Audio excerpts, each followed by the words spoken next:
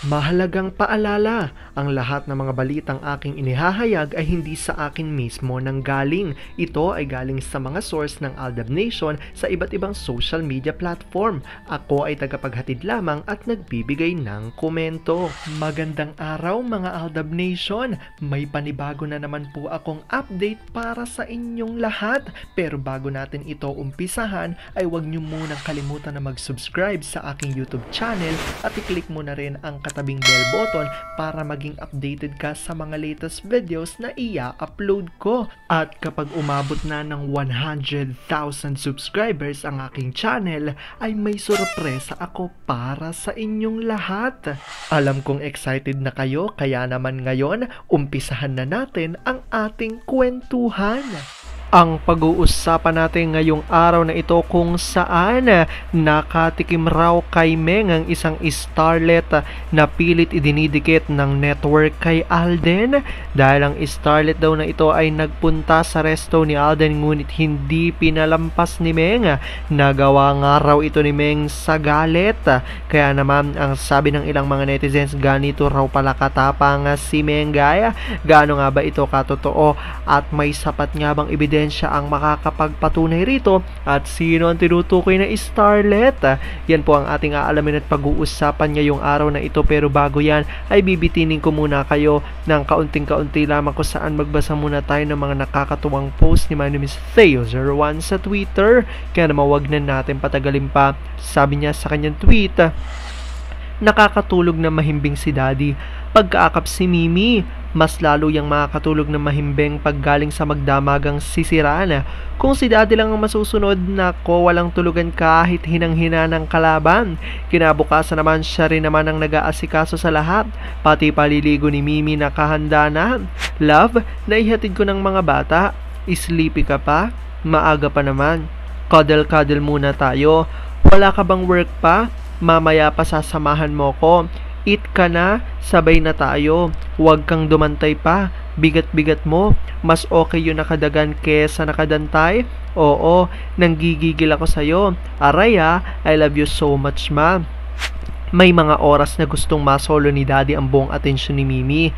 Pag ganyan si Daddy, tsak, may dinaramdam to. Ilalaan ni Mimi ang atensyon sa kanya. Nag-uusap lang yan sila habang mag-aakap. Kino-comfort siya ni Mimi habang kinikiliti.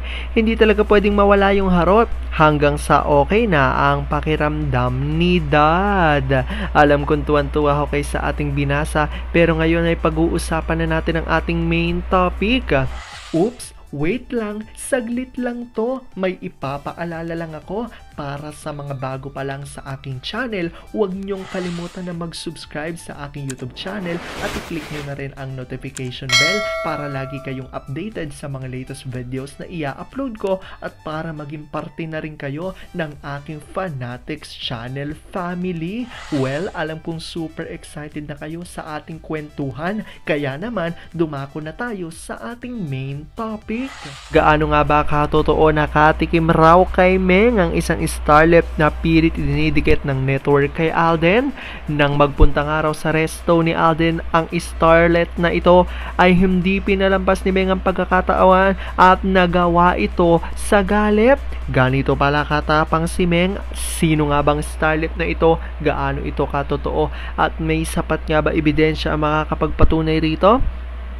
Well, alam kong super excited na kayong malaman yan, kaya naman wag na natin patagalin pa. Unang-una na nga dyan galing sa tweet ni Vampire 2019 at sabi niya rito, noong kasagsagan ng Z, itong mga tabloid writers sa pangunguna ng magbesti na sina Lolit at Christy, palaging oily ang uso. Laging may padulas sa mga Tobiera at sina Sylvia. Ang nakakatuwa ang dating magbesti at Harbatera, naging public enemy number 1. Ang saya lang panoorin tong dalawa. Pareho namang malapit na hilahin na ni Taneng. Bored na ako. Wala nang palabas ang ZGOC. Wala nang mabanatan. Na-realize ba ng financier na walang patutunghan ng Z? Noong malakas ang kita ng isabong tiba-tibang mga Armain at sinakambeng, maputlang Gigi at kahit mga Junakis ni Lolo Bots, nag-iipon ata si Penguin para sa 2025. Lahat na lang yata ng retokaldang artista dyan sa network na idinidikit kay Alden noon. Remember Andrea T? Napunta pa yon sa resto ni Alden sa sobrang selos at alimengay. Lumipad ang cellphone niya. Basag. Pero si AG, kahit retokada, walang panlaban kay Andrea at Sanya. Gurang na kasi siya. At noong kinasalang Jaco Lawit, nagdedemand kung magkano ang ibibigay sa kanya na. Sa masamang palad, hindi na isa katuparan ng hinihingi. Malamang nagpasalamat ang isa, nag-asawa ang Lawit. Sakit lang sa ulo ang dulot ng mga magulang. Sabi naman ni Gabriela Sayagaya, tumpak ang showbiz, napakadumi at pinakamagulong hanap buhay para kumita. Nakikisa kaya mga ta-artist sa write-ups ng mapurol na manunulat para sumikat ang ta-artist. Magandang write-up sa ta-artist kapag may padulas na natanggap, kapal mooks ng writers. Ayan nga ang revelasyon ng isang Aldab Nation kung saan tila matinding selos nga raw ang naramdaman di umano ni Meng. Nagmagpunta nga ang starlet na ito sa resto ni Alden ayon yan dito sa ating source. Kaya naman tila nabalibag pa nga raw ni Meng ang cellphone dahil nga raw nang makita ang babaeng ito ayon yan sa inilabas ng ating source.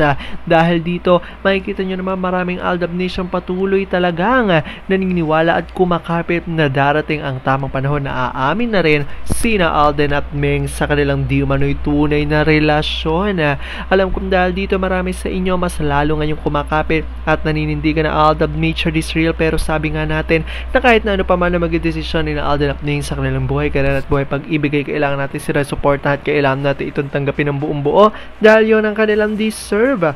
At yan ang aking update for today's video. Maraming salamat sa panonood at pagtapos sa videong ito. Kung nakapag-subscribe ka na, welcome sa Fanatics Channel family. Kung hindi pa naman, huwag ka nang mahiya. Mag-subscribe ka na. Pindutin mo na yan. I-click mo na rin ang katabing bell button para makatanggap ka ng notification kapag may bagong update para sa iyo. Para naman sa parte na ng aking pamilya, punta lang sa aking channel at i-click ang videos para mapanood mo at malaman mo pa ang mga nakaka-good vibes at nakakakilig na fresh news about Maychard. Muli, ako ho ang inyong lingkod na patuloy na maghahatid ng good vibes every day. Thank you mga Aldab Nation. Ingat!